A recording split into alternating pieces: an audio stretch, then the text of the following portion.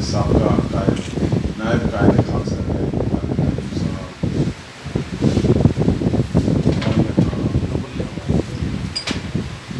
پنڈاب میں بیٹھے ہوئے نوجوان بزرگ ساتھی حادثہ،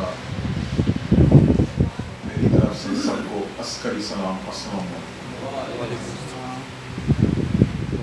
آج 14 اگست کے حوالے سے قاسم صاحب نے یہ پروگرام مرتب کیا اور مجھے کہا کہ آپ ضرور تشریف لائیں، کیونکہ میرے لیے صوفی کریم خاندان، ان کی خدمات، تحریک سے وابستگی، ان کی لازوال خدمات، قربانیاں میرے لیے بہت اہمیت رکھتی ہیں، اور مشرقی خاندان کے ساتھ ان کے مراسم، ان کا تعلق کئی عشروں پر محیط ہے۔ ان تمام چیزوں کو سامنے رکھتے ہوئے میں اپنے بزرگ قاسم صاحب تحریک کے سینئر رہنما کو جواب نہ دے سکتا، اور میرا جواب دینا بنتا بھی نہیں، لیکن ایک چیز ضرور گوش گزار کرنا چاہوں گا کہ اس سے پہلے میں نے کبھی 14 اگست کا کوئی پروگرام نہیں رکھا۔ پہلی دفعہ قاسم صاحب کے بلانے پر میں 14 اگست کا پروگرام، کیونکہ 14 اگست کے حوالے سے بہت ساری ایسی تاریخ ہے جو بیان کر دی جائے تو سینہ پھٹنے لگتا ہے۔ ایسی انگنت قربانیاں ہیں جن کو بیان کرتے ہیں تو دل خون کے آنسو ہوتا ہے، اور اس دن کے حوالے سے خاکسار تحریک کا جو کردار ہے وہ بھی انتہائی طور پر لازوال ہے، جس کو تاریخ کے اوراق سے ایک دم ہٹا دیا گیا ہے۔ تاریخ کے آزادی کے مجاہدوں کی صفوں میں، ان کی تاریخ میں کہیں خاکسار تحریک یا خاکسار تحریک کے شہداؤں کا ذکر موجود نہیں ہے، جو ایک بہت بڑا المیہ ہے کہ ہم نے اپنی تاریخ سے ان مجاہدوں کو، ان سرفروشان اسلام کو، ان نیکوکار لوگوں کو جنہوں نے اصل میں اس دھرتی کی آزادی کے لیے اپنا خون بہایا، ان کو تاریخ سے حذف کر دیا، ان کو ہٹا دیا گیا۔ باقی ساری قوم اس وقت پچھلے قاسم صاحب کی بات کے 73 سال سے آزادی، جشن آزادی منا رہی ہے، لاکھوں کروڑوں روپے صرف پٹاخوں میں اور ہلڑ بازی میں ضائع کر رہی ہے۔ کوئی منظم پروگرام اس قوم کے پاس نہیں ہے، کوئی آرگنائزیشن اس کے پاس نہیں ہے۔ تاریخ کے حوالوں سے اگر دیکھا جائے تو یہ آزادی جنگ عظیم دوئم کے اختتام کے بعد انگریز کی معاشی، اقتصادی اور فوجی قوت کے زوال کی صورت میں معاوضے وجود میں آئی۔ دنیا میں کالونیلزم کا اختتام دوسری جنگ عظیم کے بعد ہوا، اور اس کالونیلزم کا اختتام، اس کی کمر کو توڑنے والا کون سا عنصر تھا؟ ہم اس پر کبھی بات نہیں کرتے۔ ہم جن قوتوں کو فاشسٹ کہتے ہیں، جن قوتوں کو ہم ان کی زبان، ان کی تاریخ کے حساب سے، یعنی مغرب کی اخذ شدہ تاریخ کے حساب سے جن کو ہم نے فاشسٹ کہا، جن کو ہم نے انسانیت کا دشمن کہا، جن کو ہم نے ایسے ایسے القاب سے نوازا اور آج بھی نواز رہے ہیں، وجہ تو وہ لوگ بنے تھے جنہوں نے اصل میں کالونیلزم کا اختتام کیا۔ And no doubt, Adolf Hitler was that man. He was the main characteristics تھا، مین بنیاد تھا جس نے یورپ کی کمر توڑی، ان کو ان کے ملکوں میں شکست دی، ان کو اقتصادی اور معاشی طور پر غلام بنایا. جو اجلا صاحب نے کہا کہ امریکہ نے ہتھیار بیچے اور ان کی کمر ٹوٹی، اور جو وہ سارا ہندوستان پچھلے 100 سال میں جو لوٹا تھا وہ اس دوسری جنگ عظیم میں جھونک دیا انہوں نے، لیکن اپنی کالونیلزم کو بچا نہ سکے. فرینچ کالونی، برٹش کالونی، یہ مین کالونیز تھی، پورچوگیز کالونی، یہ 3 بڑی اہم کالونیلزم کا اختتام دوسری جنگ عظیم کے اختتام پر ہوا. اور ہندوستان میں سب سے بڑا جو یونین جیک کا جھنڈا لہرا رہا تھا اس کی کمر ٹوٹی. اور یہ ساری چیزیں تاریخ کے ان اوراق سے ہٹا دی گئی. نہیں بتایا جاتا ہمارے اس نوجوان کو جو یہ سامنے بیٹھا ہوا ہے، جو چاہتا ہے کہ حقائق سامنے آئیں. کون تھا اس تقسیم کے پیچھے، کون سے عوامل تھے، اس تقسیم کے پیچھے کون سے ایسے لوگ تھے جنہوں نے مین کیریکٹر کے طور پر کام کیا. وہ جاننا چاہتی ہے، یہ نسل جاننا چاہتی ہے، اپنے ماضی کو جاننا چاہتی ہے، اپنے حال سے واقف ہونا چاہتی ہے، اپنے مستقبل کی طرف ان کی نگاہیں ہیں. وہ چاہتی ہے کہ ہمیں ہمارا مستقبل کسی روشن اس پہلو سے نظر آئے. لیکن پچھلے 73 سالوں سے ہم تاریخ سے، ہم ہر حوالے سے نابلد ہیں. ان ساری چیزوں کو سامنے رکھتے ہوئے خاکسار تحریک نے اس وقت بھی، جب 1931 میں علامہ عنایت اللہ خان المشرقی نے اس تحریک کی بنیاد استوار کی، ان کا نظریہ، ان کی سوچ، ان کی فکر، ان کا انداز جد و جہد، ان کی یہ وردی، ان کا یہ نشان اخوت، کہ وہ جد و جہد کیا تھی، وہ اس دھرتی کی آزادی کے لیے کون سی قربانیاں اس تحریک نے دی، جاننا چاہتی ہے یہ نسل. چھوٹے سے چھوٹے سیاستدان اور اس کی پارٹی کو پاکستان میں نمائندگی ہے، لیکن خاکسار تحریک کو کوئی نمائندگی نہیں ہے. 19 مارچ 1940 کا واقعہ، جو یہ فوٹو لگے ہوئے ہیں آپ کے ساتھ، یہ بیلچہ بردار لوگ، یہ خاکی پوش لوگ جنہوں نے اپنے خون سے اس دھرتی کو سیجا، اپنا خون بہایا. 47 میں آپ کو آزادی ملی. 19 مارچ 1940 میں ان لوگوں کی قربانیوں کی وجہ سے وہ 23 مارچ کی قرارداد والا دن ہوا. صرف 4 دن قبل کی تاریخ ہے. وہ تو صرف کاغذوں کا پلندہ تھا جس کو ہم آج بھی یاد کرتے ہیں. اس حوالے سے یہ دن مناتے ہیں. 23 کو بھی مناتی ہے ساری قوم، 14 اگست کو بھی مناتی ہے. اس 14 اگست سے 4 دن قبل کس نے خون بہایا تھا؟ کس کا خون اس دھرتی کی آزادی کے لیے بہا تھا؟ وہ کون خاکی پوش لوگ تھے؟ وہ کون سے با کردار لوگ تھے؟ وہ عظمت کے نشان کون تھے؟ وہ اننون سولجر کون تھے؟ قوم جاننا چاہتی ہے کہ صرف کاغذی کارروائیوں سے بھی آزادیاں ملتی ہیں کیا؟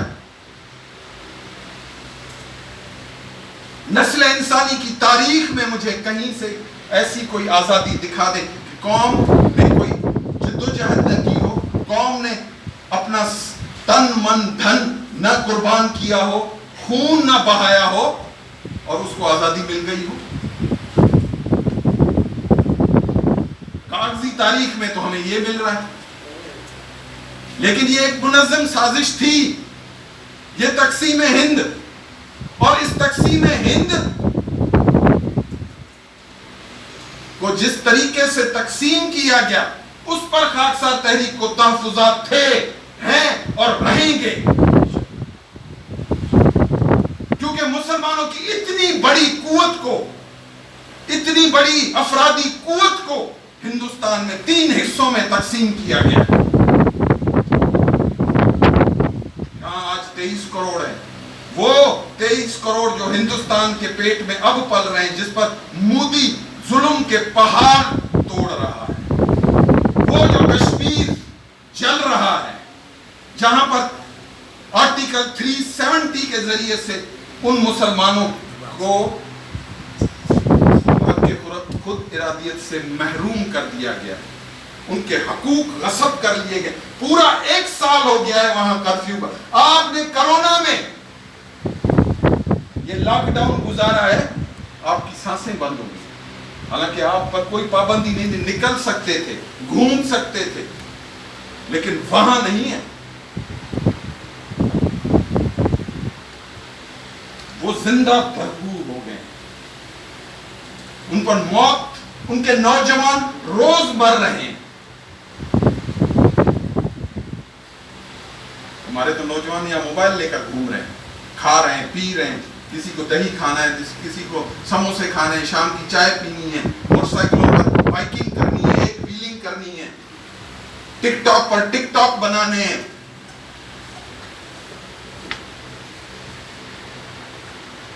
टिकटॉक्स पर टिकटॉकर बने हुए हैं। अब भी पता नहीं कितनी सैकड़ों हजारों आजादी के नगमे गा गा कर कौम को बताया जा रहा है कि ये हो रहा है, ये हो रहा है, वतन के नगमे गाए जा रहे हैं, लेकिन असल प्रोग्राम, असल नजरिया, असल चीज की तरफ कोई आने को तैयार ही नहीं है, क्योंकि किसी के पास कोई प्रोग्राम है ही नहीं कि किस तरह इस कौम की तकदीर को बदला जाए। हिरोशिमा नागासाकी, यही 6 अगस्त और 9 अगस्त, इसी महीने में उस कौम पर 2 एटम बम दूसरी जंग अजीम में गिरे। आज वो कौम कहां खड़ी? दूसरी जंग अजीम में हिटलर को मारकर उसके मुल्क को 2 लख्त किया गया। ईस्ट जर्मनी, वेस्ट जर्मनी, वो जाकर देखें। एंजेलिना मर्केल एक औरत होकर उस मुल्क की पूरी यूरोपियन इकोनॉमी को चला रही है, पूरे यूरो को कंट्रोल किए हुए है। हम ला इलाहा इल्लल्लाह पर कायम शुदा रियासत आज एक सुई बनाने के भी काबिल नहीं है। हमारा नौजवान कुछ किसी चीज का कुछ पता नहीं है। अलमिया ये, दुख ये, रोना ये है, तकरीरें बहुत हैं, अमल नहीं, जीरो।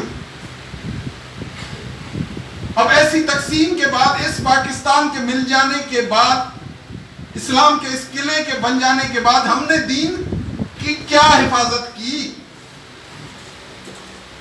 आज भी यूरोप खड़ा होकर हमारे नबी की तौहीन कर रहा है। कोई है उसका हाथ रोकने वाला? एक बच्चा उठा, उसने पेशावर में जाकर उसको मार दिया।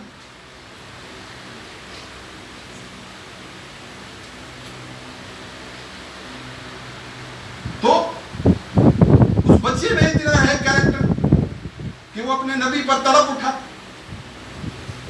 लेकिन हमारी मेन स्ट्रीम मीडिया ने उस खबर को खत्म कर।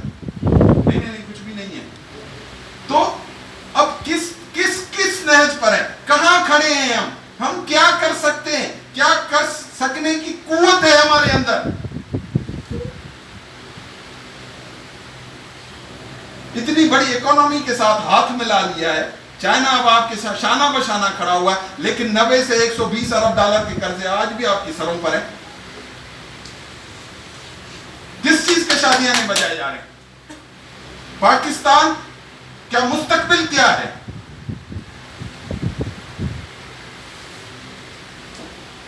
न तालीम में, न एजुकेशन में, न महारत में, न किसी टेक्निकल ग्राउंड्स पर, न किसी और चीज पर कोई स्किल है ही नहीं हमारे पास। क्या करेंगे हम? कहां जाएंगे हम इन नौजवानों को लेकर? ये 23 करोड़ है, आइंदा 20 सालों में ये 50 करोड़ हो जाएंगे। कहां रखेंगे हम इनको? कहां से रोटी देंगे? डॉलर 170 रुपए का पहुंच गया। कुव्वत खरीद यहां आम पाकिस्तानी की खत्म हो चुकी। सोना 120, 1,20,000 रुपए तोला। 35 تک چلا گیا. روز بڑھ رہے ہیں نا جناب, شاید میری 3-4-5 دن پرانی ڈیٹا ہے, چڑھتا جا رہا ہے, چڑھتا. کیسے یہاں سے بھوک, ننگ, افلاس, تنگ دستی, بے روزگاری کا خاتمہ ہوگا؟ کوئی پلان, کوئی نظریہ, کوئی ایسی چیز کون مجھے بتائے نا. میں کسی سیاسی جماعت پر, کسی مذہبی گروہ پر کوئی تنقید نہیں کر رہا. یہ اسمبلیوں میں بیٹھے ہوئے ہیں, یہ اسمبلیوں میں نمائندگی کر رہے ہیں, لیکن ایک دوسرے کے دستوں گریباں, ایک دوسرے کا منہ نوچ رہے ہیں کہ تو کھا گیا, تو کھا گیا, تو کھا گیا. کیریکٹر بلڈنگ ہے ہی نہیں, کردار سازی ہے ہی نہیں. کون سا انسٹیٹیوشن ہے, کون سی ایسی گود ہے ماں کی جو کردار سازی کرے, انفرادی کردار سازی کرے, اجتماعی کردار سازی کرے. ہر ایک چاہتا ہے کہ میرا بیٹا ڈاکٹر بن جائے, انجینئر بن جائے, اور پیسے کما کے آئے. پھر پیسے کیسے بھی کما کے آئے, حرام کھائے, کچھ بھی کرے, لیکن پہلے کتوں پھڑ کے لیا. اب ان ساری چیزوں کو ہمیشہ خاکسار تحریک نے ایڈریس کیا, لیکن خاکسار تحریک کو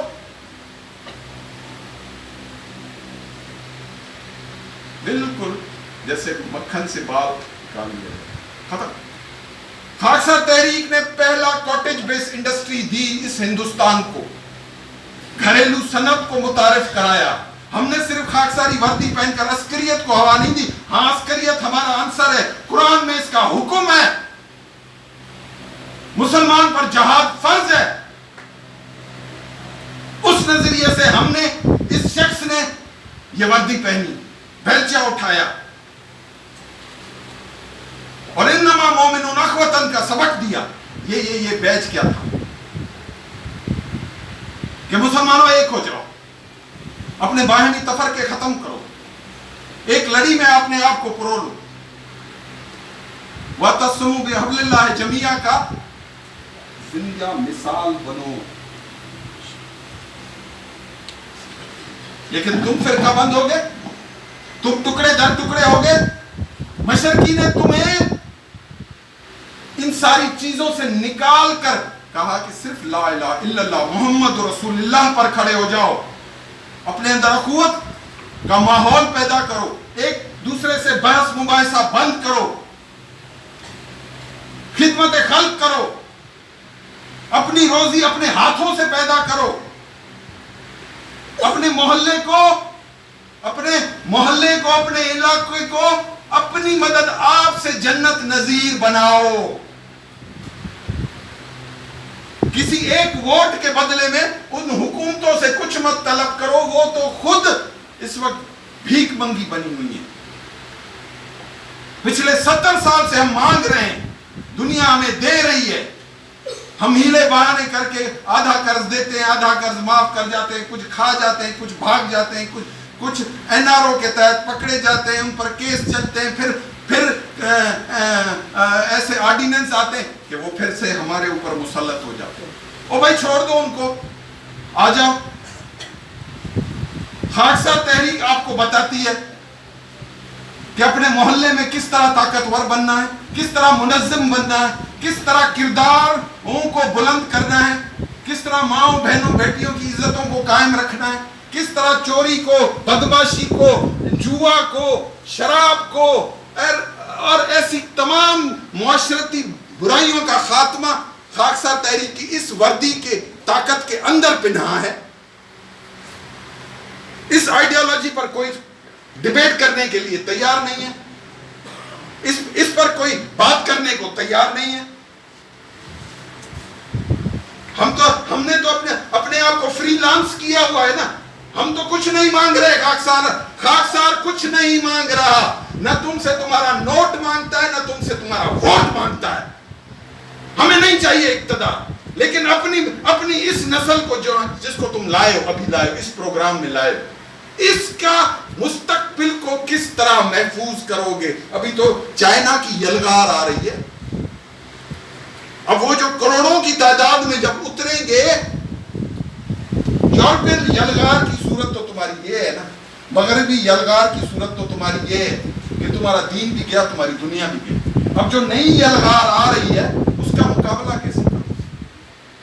تمہارا بچہ تو سیدھی نماز نہیں پڑھتا، وہ قرآن کو سمجھتا نہیں، نہ پڑھتا ہے نہ سمجھتا ہے۔ How? It is a question. It's a big question. کون سا ایسا ٹی وی پر بیٹھا ہوا اینکر جو صرف پارٹیوں کے درمیان نورا کشتی کرواتا ہے اور اپنی ٹی آر پی بڑھاتا ہے، اس کو بھی کوئی پرواہ نہیں؟ اس سیاستدان کو بھی اپنے ووٹ کے علاوہ تم سے کوئی انٹرسٹ نہیں؟ اس مذہبی عنصر کو اپنا فرقہ واریت میں اپنے بت کو بڑا کرنا ہے کہ میرے مسلک کی تعداد بڑھ جائے، میرے اجتماعات لاکھوں میں ہوں، تو پھر کہاں سے آئے گی یہ تبدیلی بھائی؟ مشرقی نے صحیح اس وقت کہا تھا کہ یہ سیاہکار لیڈر ہیں۔ جہاں جو میرے بزرگ بیٹھے ہوئے ہیں ان کو پتا ہے کہ مشرقی نے جو سیاہکار لیڈر، حافظ اقبال صاحب بیٹھے ہوئے، یہ آپ کو کبھی لکھ کر بھی بتا دیں گے، جناب لکھیے گا سیاہکار لیڈروں کی سیاہکاریوں پر، میں آپ کو مواد دے دوں گا کہ مشرقی نے جو نشاندہیاں اس وقت سیاہکار ایک سیاہکار لیڈر کی تھی کہ اس میں اندر کیا کیا کرپشن ہوگی، وہ آج ساری کی ساری یہاں پر موجود ہے۔ کردار نہ ہونے کی وجہ سے، خوف خدا نہ ہونے کی وجہ سے، بدعملیوں کی وجہ سے ہم تو اب آج بھی کھڑے ہیں، ہم تو آج بھی بتا رہے ہیں، لیکن کوئی پوچھے تو صحیح، کوئی آئے تو صحیح، کوئی سوال تو کرے۔ یہاں سے اٹھیں گے دنیا داری میں غرق ہو جائیں گے، یہ جا وہ جا، پھر ایک سال گزر جائے گا، ہم ایسی گلے سکھاتے رہیں گے، گلے پھاڑتے رہیں گے۔ لیکن میں یہ دیکھ رہا ہوں کہ آپ نے ابھی تک اپنے کان بند کیے ہو، نہیں تو یہ وہ عنصر ہے، اور انتہائی سچائی کے ساتھ یہ میں آسمان کی طرف ہاتھ کر کے کہہ رہا ہوں، لا الہ الا اللہ محمد رسول اللہ، کہ اگر میں جھوٹ بولوں تو میرا ٹھکانہ جہنم ہو۔ یہ خاکسار عنصر آپ کی صحیح معنوں میں رہنمائی کے لیے کھڑا ہے، ورنہ جتنا بڑا خدا ہے اتنا بڑا قہر نازل ہے اس عنصر پر، کہ اگر یہ آپ سے بددیانتی کرے تو پھر آئیں خاکسار تحریک کی صفوں میں شامل ہوں۔ خاکسار تحریک آپ سے کچھ نہیں مانگتی، نہیں چاہیے ہمیں آپ کا، نہ ووٹ چاہیے نہ نوٹ چاہیے نہ اقتدار چاہیے، آؤ اپنی حکومت خود قائم کرو۔ کہتے ہو نا کہ عوام کی حکومت ہونی چاہیے، تو خاکسار تحریک کا جو محلہ واری نظام حکومت ہے اس پر آؤ۔ اس بلدیاتی اور نظام حکومت نے تمہیں لوٹ کھسوٹ، تمہیں برباد، تمہیں کہیں کا نہیں چھوڑا، کہیں کا نہیں چھوڑا تمہیں۔ ایک ووٹ کے بدلے میں تمہاری قسمتوں کے فیصلے ان ایوانوں میں ہوتے ہیں جہاں تم کبھی پہنچ ہی نہیں سکتے، کہیں آواز بلند ہی نہیں کر سکتے، ان کی دیواروں کے باہر روڈوں پر تم اس انگریز کی بنائی ہوئی پولیس کا تشدد اٹھاتے ہو۔ یہ کیسی آزادی تھی جو 1935 کے آئین کے تحت ہوئی؟ انڈیپینڈنس ایکٹ کیا تھا جو 4 جولائی 1947 کو نافذ العمل ہوا، جس سے 2 ڈومینین اسٹیٹس بنی، جس کے نتیجے میں پورے 1 مہینے کے بعد یہ 14 اگست کے دن آپ کو آزادی ملی۔ کیا وہ آزادی خون سے تھی؟ وہ تو ایک آرڈیننس کا، انگریز کے اس 1935 کے ایکٹ کا ایک جھلک تھی۔ اس ایکٹ کے تحت تم لوگوں پر آزادی کو، اور پھر یہ کیسی غیر فطری تقسیم تھی بھائی کہ ابھی اوجلا صاحب کہہ کہ پنجاب کو کاٹ دیا۔ او بھائی پنجاب کو تو کاٹا ہی کاٹا، سندھ کو کاٹا، بنگال کو کاٹا، کہاں؟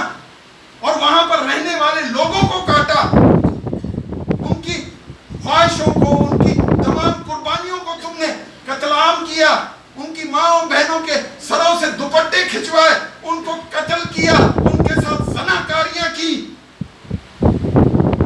عظیم میں کتنے خوفناک پہلو ہیں. 1 کروڑ انسان مرا ہے. خاکسار تحریک کا ریکارڈ کہتا ہے 1 کروڑ انسان مرا ہے. 70,000 ماؤں بہنوں بیٹیوں کی عصمت دریاں ہوئی ہیں. ارباں خرباں روپے کی جائیدادوں ٹکے مور ہوئی ہیں. میں یہاں سویا تھا, صبح اٹھا کہ نہیں جناب آپ ہندوستان میں نہیں, آپ پاکستان میں. تو وہ لوگ کیوں قربانی دیں جو رات کو تو ہندوستان میں سوئے تھے, صبح پاکستان میں اٹھے یا ہندوستان میں اٹھے نیند سے, وہ تو اپنے گھروں میں تھے. یہ جو نارتھ ایسٹ کا جو خواب دکھایا جاتا ہے کہ نارتھ ایسٹ میں جتنے مسلمان تھے ان کو ایک الگ اسٹیٹ ہونی چاہیے, وہ تو وہاں رہ رہے تھے. بوجلا صاحب والی بات کہ پاکستان رکھ دو, ہندوستان رکھ دو, جو بھی نام رکھ دو, وہ تو ادھر ہی رہ رہے تھے. مشرقی لاہور میں رہ رہا تھا صوفی کریم خاندان, گجرانوالہ میں رہ رہا تھا. 13 اگست کو وہ ہندوستان میں تھے, 14 اگست کو پاکستان کا حصہ بنے. وہ خود حیران. آخری 3 دنوں میں لاہور آپ کے حصے میں آیا. کبھی تاریخ کا مطالعہ کیا, آخری 3 دنوں میں آزادی سے صرف 3 دن قبل لاہور نقشے میں ڈالا گیا ہے, ورنہ لاہور بھی ہندوستان میں ہوتا. آپ گجرانوالہ بارڈر پر بیٹھے ہوتے. کون کر رہا تھا یہ فیصلے؟ یہ ڈیمنٹر لائن کس نے کھینچی؟ امریکہ نے. انتقال اقتدار تو امریکہ کا ہوا نا جناب, سیکنڈ ورلڈ وار کے بعد, دوسری جنگ عظیم کے بعد, جب پورے یورپ کی, فرانس کی, پورچوگیز کی اور ان برطانویوں کی, جنہوں نے تمہیں سروں کے خطاب دیے, جن سروں کو اقتدار سونپا گیا, ان کی حاکمیت وہاں جب دوسری جنگ عظیم کے بعد ختم ہوئی. اینڈ مشرقی knows that. مشرقی نے اس لیے کہا تھا کہ وہ بدبختو پہنچ جاؤ, 3 لاکھ لے کر پہنچ جاؤ دہلی کیمپ میں, یہ آزادی میں تمہیں فتح مکہ کی صورت میں دلاؤں گا. کیونکہ اس کے پاس اسٹیٹیکل ڈیٹا تھی کہ اس وقت اس کی کمر ٹوٹ چکی ہے. اس نے 8 لاکھ بھارتی مسلمان فوجیوں کو برخاست کیا ہے. ان کو مشرقی نے اپنے اندر ضم کر لیا تھا. آزاد ہند فورس کے وہ تمام سپاہ, 8 لاکھ سپاہ کو مشرقی نے اپنے اندر لے لیا تھا. ان کا لیڈر مر چکا تھا, قتل ہو چکا تھا. MI6 نے اس کو قتل کر دیا تھا, اس کا جہاز کریش ہو گیا تھا. وہ تمام کیپٹن ڈھلون, کیپٹن شاہ نواز خان اچھرے پہنچے ہوئے تھے. وہ فوٹو ہیں میرے خاکسار بزرگوں سے. میں ابھی اس وقت آئے, میں آپ کو دکھاتا ہوں. وہ تو جانتا تھا کہ اس وقت انگریز کا بھرکس نکل چکا ہے, اس کو ہلکا سا دھکا دینا ہے. صرف ریڈیو اسٹیشن دہلی شہر جو اس وقت دارالحکومت قبضہ کر لو. آپ کا پرویز مشرف یاد ہے نا جناب, جب آیا تھا اس نے اسلام آباد پر قبضہ کر لیا. 5 منٹ میں کور, جو راولپنڈی کور تھی, اس نے آ کے ٹیک اوور کر لی. رات کو 12 بجے مشرف صاحب نے ٹی وی اسٹیشن پر کھڑے ہو کر کہا کہ I am the president of Pakistan. وہ تو سیدھی فتح تھی, وہ سیدھی فتح تھی. وہ جو فتح مکہ تھی کہ جس طرح اس وقت نبی اللہ صلی اللہ علیہ وسلم نے کہا تھا کہ جاؤ مسلمانوں ان پہاڑوں پر آگ جلا دو اور اس کو دکھا دو, کفار مکہ کو دکھا دو کہ ہم کتنی قوت سے آئے. یہ وہ 3 لاکھ چراغ تھے جناب, چراغ تھے جو جلنے تھے. اور اس نے, کیونکہ اس وقت برطانوی فوج میں کل 1.5 لاکھ لوگ پورے ہندوستان کو جو سنبھال رہے تھے, جو پورے ہندوستان میں پھیلے ہوئے تھے. دہلی ان کو پہنچنے میں ابھی 3 سے 7 دن لگنے تھے اور مشرقی نے ٹیک اوور کرنا تھا. That was the history. یہ تاریخ ہے جسے عام خاکسار بھی نابلد ہے. وہ غیر مطبوع تمام چیزیں مشرقی کی دفتر میں پڑی ہیں. اب ان ساری چیزوں کو سامنے رکھتے ہوئے یہ جو آزادی کا ہم بیلنس کرتے ہیں تو ہمیں کچھ نہیں ملتا. وہ تو پورا ہندوستان پاکستان بنانا چاہتا تھا بھائی. وہ اس جغرافیے پر قطعاً راضی نہیں تھا. اسی لیے تو اس نے 56 میں منٹو پارک میں کہا کہ میری آنکھیں دیکھ رہی ہیں یورش کا طوفان، زندہ باد اور مرد آباد کے نعرے. یہ ملک 70-71 میں ٹوٹ جائے گا. 56 میں 1956 میں 1956 میں اقبال پارک جہاں ابھی اس وقت آپ کا مینار پاکستان بنا کھڑا، اس میں 1 لاکھ لوگوں کے سامنے اس نے کہا کہ یہ ملک 70-71 میں ٹوٹ جائے گا. کیا نہیں ٹوٹا؟ حق ہے بھائی. اور وہ سیاستدان نہیں تھا. جس طرح ان سیاستدانوں کو آپ نے لیڈر بنایا ہوا ہے. جائیں سیاستدان کی اور لیڈر کی تعریف پڑھیں جا کر کہ اس کی تعریف کیا ہے. سیاستدان تو اپنے پارٹی اقتدار کے لیے آپ کو بیچ دیتا ہے، اپنے پارٹی اقتدار کے لیے قوموں کا سودا کر دیتا ہے. لیکن لیڈر جان گنوا دیتا ہے، رہنما جان گنوا دیتا ہے. تو پھر وہ رہنما تھا، یہ لیڈر تھے. جناح صاحب کو پتا تھا آئی ایم ڈائنگ. جناح صاحب کو پتا تھا کہ میں ٹیوبرکلوسس میں ٹی بی میں مر رہا ہوں. اس وقت ٹی بی کا علاج نہیں تھا. یہ جون 48 کی تقسیم 47 میں کیوں آئی؟ سوال یا نشان ہے کہ آج آپ اگر حقیقی تاریخ میں ہوتے تو یہ دن آپ جون کے دن میں منا رہے ہوتے. اور 48 میں تھی یہ تقسیم جو 47 میں کھینچ کر لائی گئی. کس کا خوف تھا؟ وہ عنایت اللہ خان المشرقی کا خوف تھا. ان 8 لاکھ بے روزگار لوگوں کو اس گھریلو صنعت میں روزگار فراہم کرنے والا مشرقی کا خوف تھا. ان 8 لاکھ فوجیوں کو جن کو حکم تھا کہ 50 لاکھ خاکسار بناؤ، 50 لاکھ خاکسار بناؤ. جب میں حکم کروں ہندوستان میں ان 50 لاکھ لوگوں میں سے 3 لاکھ نکل آئیں. اس سازش کو انگریز بھانپ گیا تھا.